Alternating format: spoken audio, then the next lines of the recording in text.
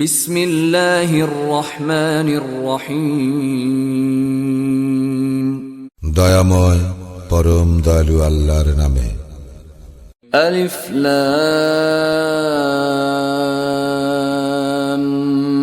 মিম রা তিলকা আয়াতুল কিতাব والذي أنزل إليك من ربك الحق ولكن أكثر الناس لا يؤمنون ألف لام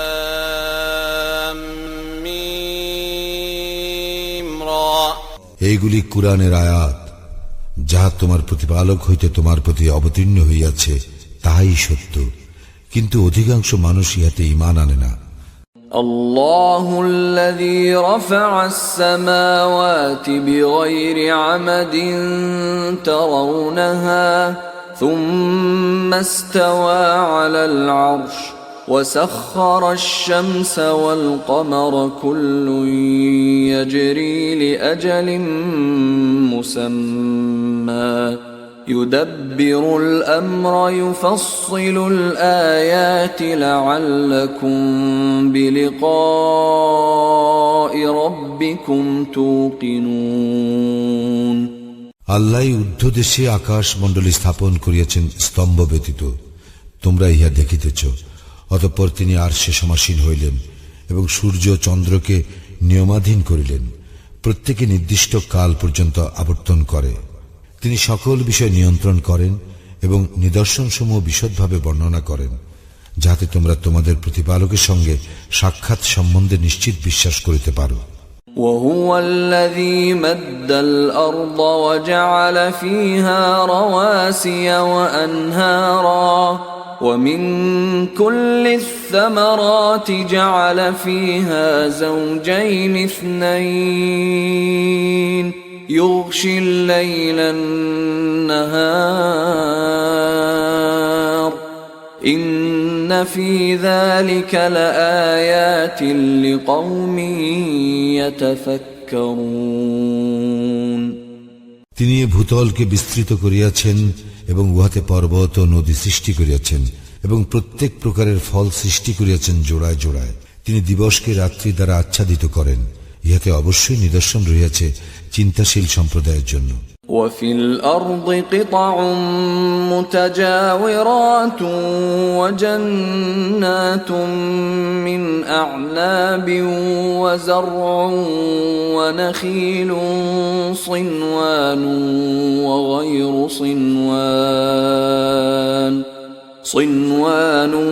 وغير صنوان يسقى بماء واحد ونفضل بعضها على بعض في الأكل إن في ذلك لآيات لقوم يعقلون পৃথিবীতে রয়েছে পরস্পর সংলগ্ন ভূখণ্ড, উহাতে আছে দ্রাক্ষা কানন, শস্যক্ষেত্র, একাধিক শির বিশিষ্ট অথবা এক শির বিশিষ্ট খরজুর বৃক্ষ সিঞ্চিত একই পানিতে, এবং ফল হিসেবে উহাদের কতককে কতকের উপর আমি শ্রেষ্ঠত্ব দিয়া থাকি। অবশ্যই বোধ শক্তি সম্পন্ন সম্প্রদায়ের জন্য ইহাতে রয়েছে নিদর্শন। وَإِن تَعْجَبْ فَعَجَبٌ قَوْلُهُمْ أَإِذَا كُنَّا تُرَابًا أَإِنَّا لَفِي خَلْقٍ جَدِيدٍ أُولَئِكَ الَّذِينَ كَفَرُوا بِرَبِّهِمْ وَأُولَئِكَ الْأَغْلَالُ فِي أعناقهم وأولئك أصحاب النار هم فيها خالدون যদি তুমি বিস্মিত হও, তবে বিস্ময়ের বিষয় উহাদের কথা মাটিতে পরিণত হওয়ার পরও কি আমরা নতুন জীবন লাভ করিব? উহারাই উহাদের প্রতিপালককে অস্বীকার করে এবং উহাদের এই গলদেশে থাকিবে লৌহ শৃঙ্খল। উহারাই দোজখবাসী, ও সেখানে উহারা স্থায়ী হইবে। ويستعجلونك بالسيئة قبل الحسنة وقد خلت من قبلهم المثلات وإن ربك لذو مغفرة للناس على ظلمهم وإن ربك لشديد العقاب মঙ্গলের পূর্বে উহারা তোমাকে শাস্তি ত্বরান্বিত করিতে বলে, যদিও উহাদের পূর্বে ইহার বহু দৃষ্টান্তগত হইয়াছে। মানুষের সীমালঙ্ঘন সত্ত্বেও তোমার প্রতিপালক তো মানুষের প্রতি ক্ষমাশীল, এবং তোমার প্রতিপালক শাস্তি দানে তো কঠোর। ويقول الذين كفروا لولا أنزل عليه آية من ربه إنما أنت منذر ولكل قوم هاد যাহারা কুফরি করিয়াছে তাহারা বলে, তাহার প্রতিপালকের নিকট হইতে তাহার নিকট কোন নিদর্শন অবতীর্ণ হয় না কেন? তুমি তো কেবল সতর্ককারী, এবং প্রত্যেক সম্প্রদায়ের জন্য আছে পথ প্রদর্শক। الله يعلم ما تحمل كل أنثى وما تغيض الأرحام وما تزداد وكل شيء عنده بمقدار প্রত্যেক নারী যাহা গর্ভে ধারণ করে এবং জরায়ুতে যাহা কিছু কমে ও বাড়ে, আল্লাহ তাহা জানেন, এবং তাহার বিধানে প্রত্যেক বস্তুরই এক নির্দিষ্ট পরিমাণ আছে। আলিমুল গায়বি ওয়াশ শাহাদাতিল কাবীরুল মুতাআল, যাহা অদৃশ্য ও যাহা দৃশ্যমান তিনি তাহা অবগত, তিনি মহান, সর্বোচ্চ মর্যাদাবান। সাওয়াউম মিনকুম মান আসাররাল কওলা ওয়া মান জাহারা বিহি ওয়া মান হুয়া মুস্তাখফিন বিল-লাইল ومن هو مستخف بالليل وسارب بالنهار তোমাদের মধ্যে যে কথা গোপন রাখে অথবা যে উহা প্রকাশ করে, রাত্রিতে যে আত্মগোপন করে এবং দিবসে যে প্রকাশ্যে বিচরণ করে, তাহারা সমভাবে আল্লাহর জ্ঞান গোচর। লাহু মুআক্কিবাতুম মিন বাইনি ইয়াদাইহি ওয়া মিন খালফিহি ইয়াহফাযুনাহু মিন আমরিল্লাহ ইন্নাল্লাহা লা ইউগায়্যিরু মা বিকওমিন হাত্তা ইউগায়্যিরু মা বিআনফুসিহিম وَإِذَا أَرَادَ اللَّهُ بِقَوْمٍ سُوءًا فَلَا مَرَدَّ لَهُ وَمَا لَهُم مِّن دُونِهِ مِن وَالٍ মানুষের জন্য তাহার সম্মুখে ও পশ্চাতে একের পর এক প্রহরী থাকে। উহারা আল্লাহর আদেশে তাহার রক্ষণাবেক্ষণ করে, এবং আল্লাহ কোন সম্প্রদায়ের অবস্থা পরিবর্তন করেন না যতক্ষণ না উহারা নিজ অবস্থা নিজে পরিবর্তন করে। কোন সম্প্রদায় সম্পর্কে যদি আল্লাহ অশুভ কিছু ইচ্ছা করেন তবে তাহার রদ হইবার নহে, এবং তিনি ব্যতীত উহাদের কোনো অভিভাবক নাই।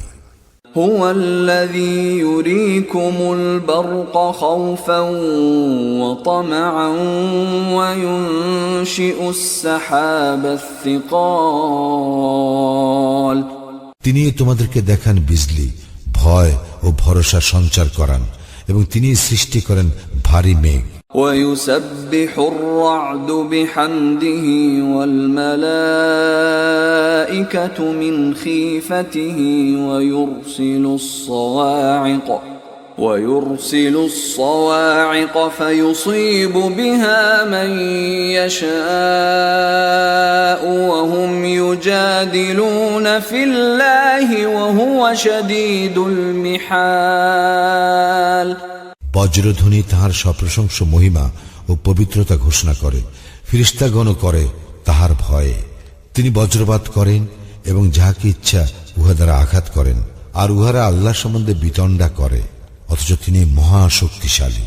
له دعوة الحق والذين يدعون من دونه لا يستجيبون لهم بشيء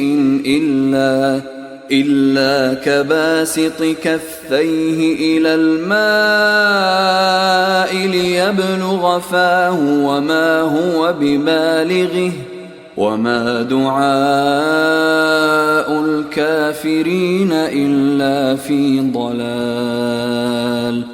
সত্যের আহ্বান তাহারই, যাহারা তাহাকে ব্যতীত আহ্বান করে অপরকে, তাহাদেরকে কোনই সাড়া দেয় না। উহারা তাহাদের দৃষ্টান্ত সেই ব্যক্তির মতো যে তাহার মুখে পানি পৌঁছিবে এই আশায় তাহার হস্তদ্বয় প্রসারিত করে পানির দিকে, অথচ উহা তাহার মুখে পৌঁছিবার নয়।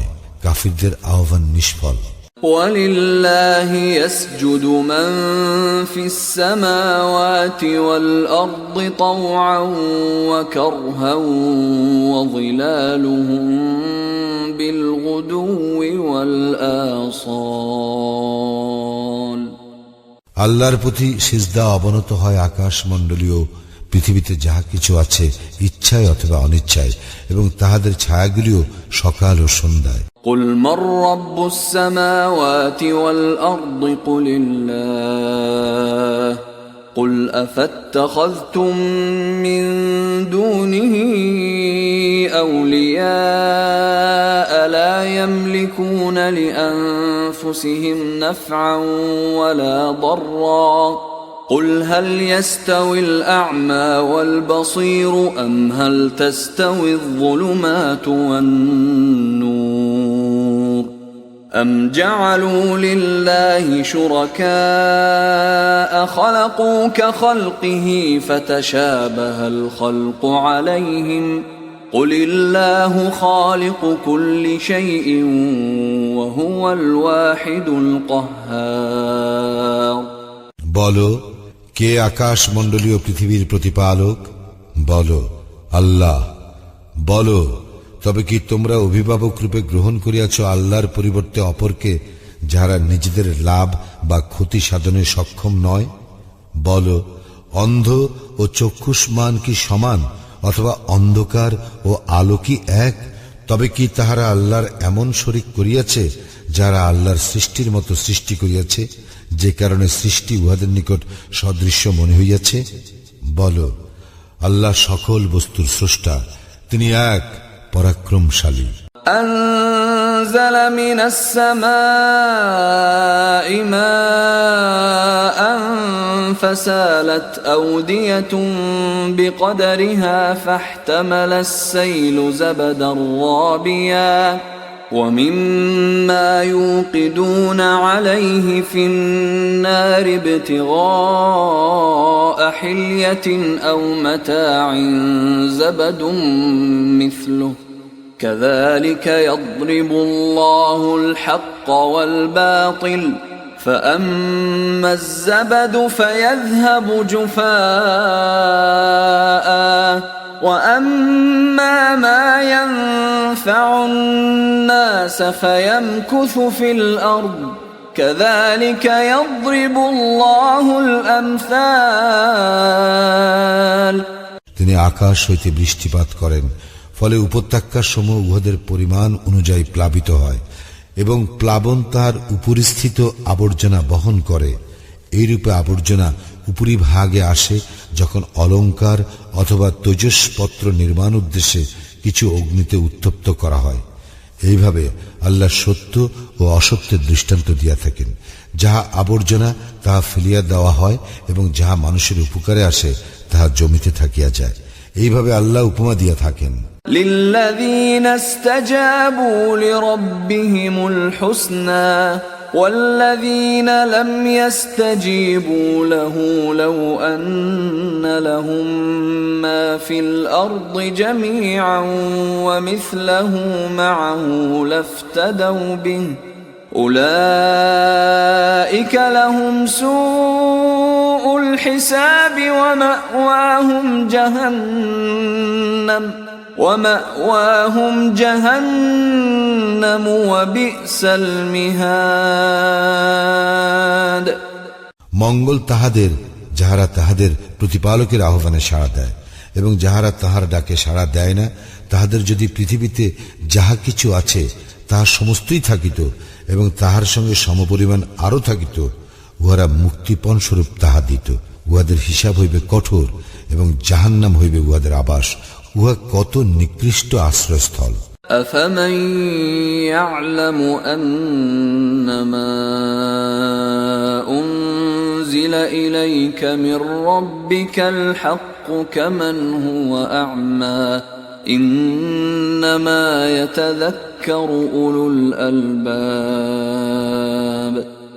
তোমার প্রতিপালক হইতে তোমার প্রতি যাহা অবতীর্ণ হইয়াছে তাহা যে ব্যক্তি সত্য বলিয়া জানে, আর যে অন্ধ তাহারা কি সমান? উপদেশ গ্রহণ করে শুধু বিবেক শক্তি সম্পন্ন গণে। الذين يوفون بعهد الله ولا ينقضون الميثاق। যাহারা আল্লাহকে প্রদত্ত অঙ্গীকার রক্ষা করে এবং প্রতিজ্ঞা ভঙ্গ করে না। والذين يصلون ما أمر الله به أن يوصل ويخشون ربهم ويخافون سوء الحساب। এবং আল্লাহ যে সম্পর্ক অক্ষুণ্ণ রাখিতে আদেশ করিয়াছেন, যাহারা তাহা অক্ষুণ্ণ রাখে ভয় করে তাহাদের প্রতিপালককে এবং ভয় করে কঠোর হিসাবকে। والذين صبروا ابتغاء وجه ربهم وأقاموا الصلاة وأنفقوا مما رزقناهم سرا وعلانية ويدرؤون بالحسنة السيئة أولئك لهم عقبى الدار। এবং যাহারা তাহাদের প্রতিপালকের সন্তুষ্টি লাভের জন্য ধৈর্য ধারণ করে, সালাত কায়েম করে, আমি তাহাদেরকে যে জীবন উপকরণ দিয়াছি তা হইতে গোপনে ও প্রকাশ্যে ব্যয় করে, এবং যাহারা ভালো দ্বারা মন্দ দূরীভূত করে, ইহাদের জন্য শুভ পরিণাম। جنات عدن يدخلونها ومن صلح من آبائهم وأزواجهم وذرياتهم والملائكة يدخلون عليهم من كل باب। স্থায়ী জান্নাত, উহাতে তাহারা প্রবেশ করিবে এবং তাহাদের পিতা মাতা, পতি পত্নী ও সন্তান সন্ততিদের মধ্যে যাহারা সৎকর্ম করিয়াছে তাহারাও এবং ফেরেশতাগণ তাহাদের নিকট উপস্থিত হইবে প্রত্যেক দ্বার দিয়া। সালামুন আলাইকুম বিমা সাবারতুম ফানি'মা উকবাদ-দার। এবং বলিবে, তোমরা ধৈর্য ধারণ করিয়াছ বলিয়া তোমাদের প্রতি শান্তি, কত উত্তম এই পরিণাম। والذين ينقضون عهد الله من بعد ميثاقه ويقطعون ما أمر الله به أن يوصل ويفسدون في الأرض أولئك لهم اللعنة ولهم سوء الدار। যারা আল্লাহর সঙ্গে দৃঢ় অঙ্গীকারে আবদ্ধ হইবার পর উহা ভঙ্গ করে, যে সম্পর্ক অক্ষুণ্ণ রাখিতে আল্লাহ আদেশ করিয়াছেন তা ছিন্ন করে এবং পৃথিবীতে অশান্তি সৃষ্টি করিয়া বেড়ায়, তাহাদের জন্য আছে লানত এবং তাহাদের জন্য আছে মন্দ আবাস। الله يبسط الرزق لمن يشاء ويقدر وفرحوا بالحياة الدنيا وما الحياة الدنيا في الآخرة إلا متاع। আল্লাহ যাহার জন্য ইচ্ছা তাহার জীবন উপকরণ বর্ধিত করেন এবং সংকুচিত করেন, কিন্তু ইহারা পার্থিব জীবনে উল্লেসিত, অথচ দুনিয়ার জীবন তো আখিরাতের তুলনায় ক্ষণস্থায়ী ভোগ মাত্র। ويقول الذين كفروا لولا أنزل عليه آية من ربه قل إن الله يضل من يشاء ويهدي إليه من أناب যাহারা কুফরি করিয়াছে তাহারা বলে, তাহার প্রতিপালকের নিকট হইতে তাহার নিকট কোন নিদর্শন অবতীর্ণ হয় না কেন? বল, আল্লাহ যাহাকে ইচ্ছা বিভ্রান্ত করেন এবং তিনি তাহাদেরকে তাহার পথ দেখান যাহারা তাহার অভিমুখী। الذين آمنوا وتطمئن قلوبهم بذكر الله ألا بذكر الله تطمئن القلوب যাহারা ঈমান আনে এবং আল্লাহর স্মরণে যাহাদের চিত্ত প্রশান্ত হয়, জানিয়া রাখো আল্লাহর স্মরণেই চিত্ত প্রশান্ত হয়। الذين آمنوا وعملوا الصالحات طوبى لهم وحسن مآب যাহারা ঈমান আনে ও সৎকর্ম করে, পরম আনন্দ এবং শুভ পরিণাম তাহাদেরই। كذلك أرسلناك في أمة قد خلت من قبلها أمم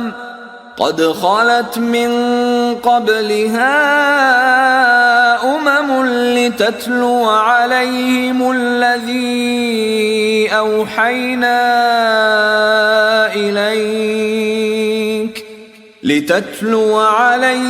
الذي أوحينا إليك وهم يكفرون بالرحمن قل هو ربي لا إله إلا هو عليه توكلت وإليه متاب এইভাবে আমি তোমাকে পাঠাইয়াছি এক জাতির প্রতি যাহার পূর্বে বহু জাতি গত হইয়াছে, উহাদের নিকট তিলাওয়াত করিবার জন্য যাহা আমি তোমার প্রতি প্রত্যাদেশ করিয়াছি।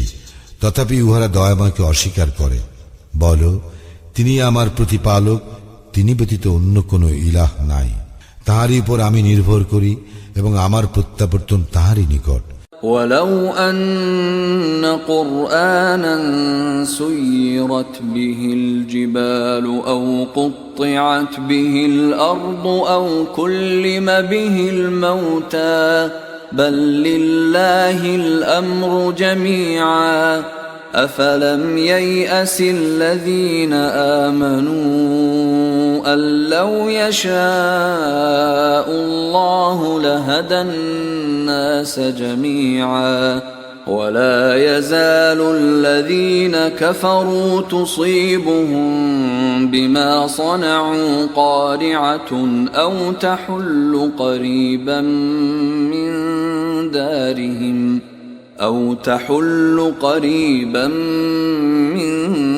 دارهم حتى يأتي وعد الله إن الله لا يخلف الميعاد যদি কোনো কুরআন এমন হইত যদ্বারা পর্বতকে গতিশীল করা যাইত, অথবা পৃথিবীকে বিদীর্ণ করা যাইত, অথবা মৃতের সঙ্গে কথা বলা যাইত, তবু উহারা উহাতে বিশ্বাস করিত না।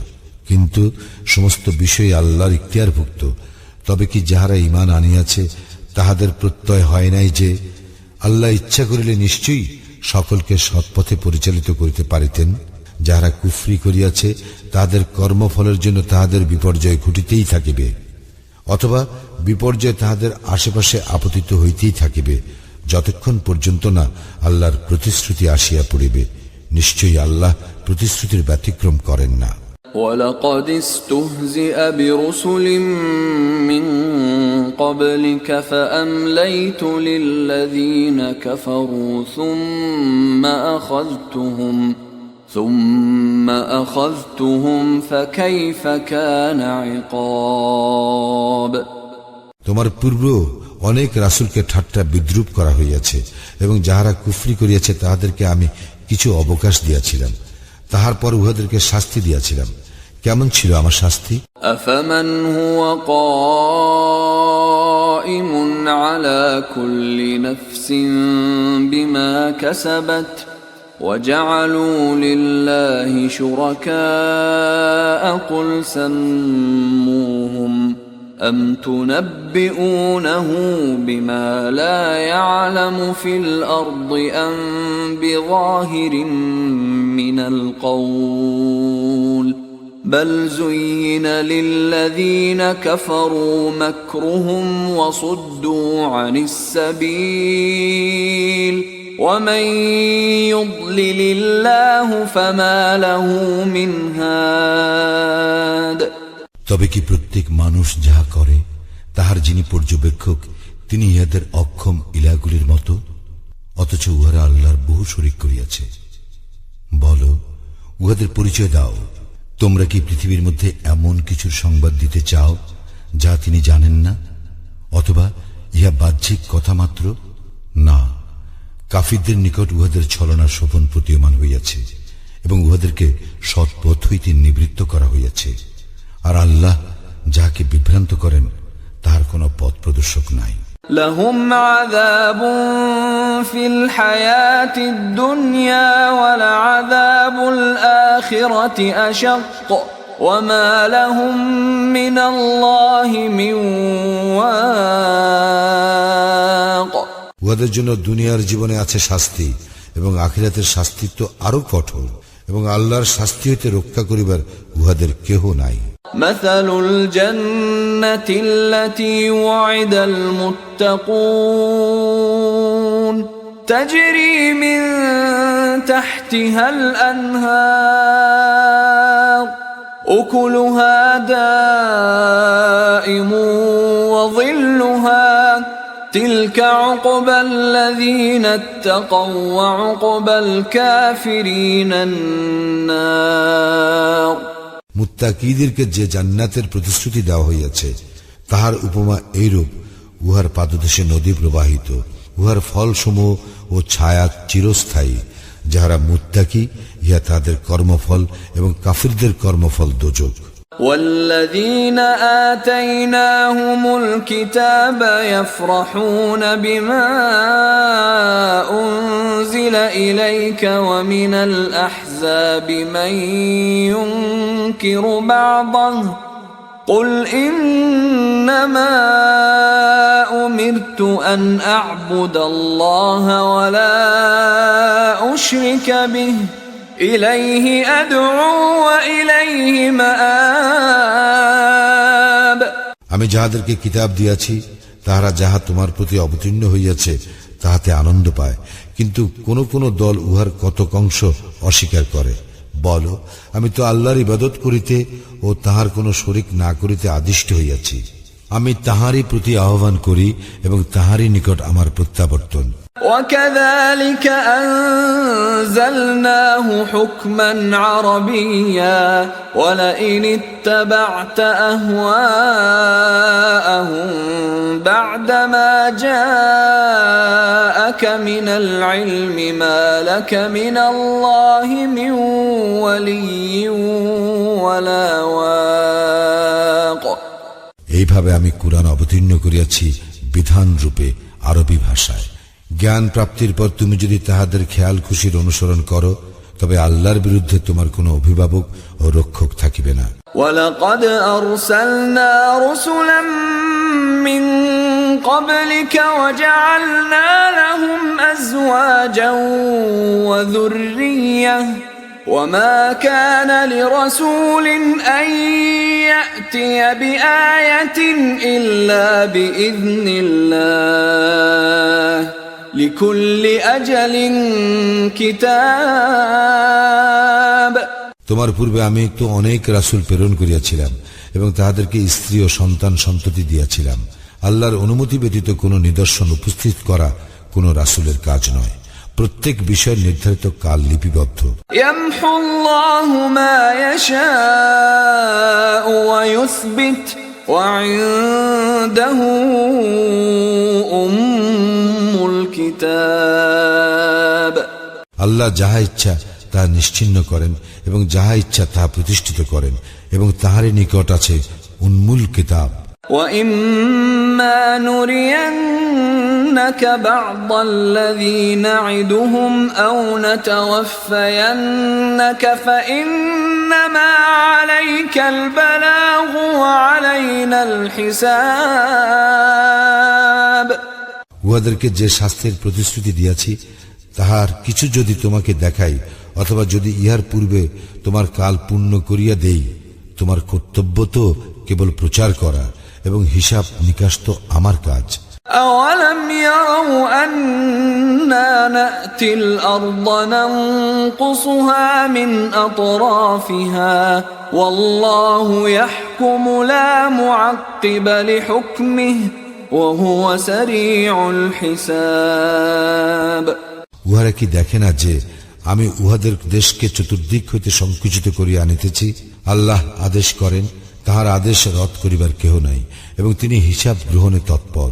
وَقَدْ مَكَرَ الَّذِينَ مِنْ قَبْلِهِمْ فَلِلَّهِ الْمَكْرُ جَمِيعًا يَعْلَمُ مَا تَكْسِبُ كُلُّ نَفْسٍ وَسَيَعْلَمُ الْكُفَّارُ لِمَنْ عُقْبَى الدَّارِ। উহাদের পূর্বে যাহারা ছিল তাহারাও চক্রান্ত করিয়াছিল, কিন্তু সমস্ত চক্রান্ত আল্লাহর ইখতিয়ারে। প্রত্যেক ব্যক্তি যাহা করে তাহা তিনি জানেন, এবং কাফিররা শীঘ্রই জানিবে শুভ পরিণাম কাহাদের জন্য। وَيَقُولُ الَّذِينَ كَفَرُوا لَسْتَ مُرْسَلًا قُلْ كَفَى بِاللَّهِ شَهِيدًا بَيْنِي وَبَيْنَكُمْ وَمَنْ عِندَهُ عِلْمُ الْكِتَابِ। যারা কুফরি করিয়াছে তাহারা বলে, তুমি আল্লাহর প্রেরিত নও। বলো, আল্লাহ এবং যাহাদের নিকট কিতাবের জ্ঞান আছে তাহারা আমার ও তোমাদের মধ্যে সাক্ষী হিসেবে যথেষ্ট।